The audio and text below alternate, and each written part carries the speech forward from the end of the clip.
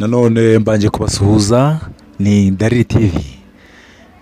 Uyu munsi twabategurira ikiganiro cy'amazi. Ese amazi dukoresha aturuka he? Amazi dukoresha akenshi tuyanywa, akenshi tuyakoresha, tuyatekesha, dukora n'ibindi. Ese amazi aturuka hehe? Akenshi tumenyereye ko amazi ava ku isoko, abandi hari abantu bagenda bavuga ati ava kuri robine, abandi kuri washe. It depends to someone. Amazi rero dukoresha akenshi dukunze kwibaza tuti ese ko imvura yaguye amazi agakama byagenze gute?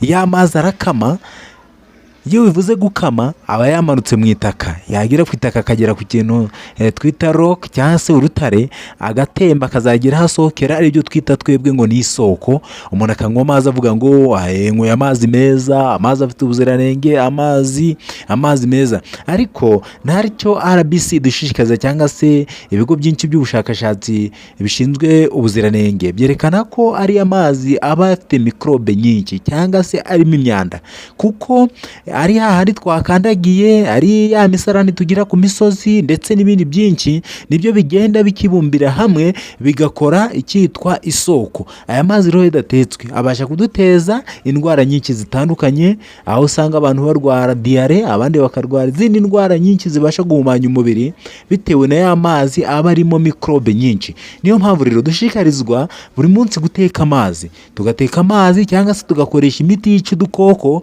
kugira ngo tubashe kwizera ko twanyweye cyangwa se twakoresheje amazi mazima yujuje ubuziranenge. Tuzakomeza kwigana hamwe kandi mbashishikariza kugumya gukurikirana ibiganiro byacu by'inyura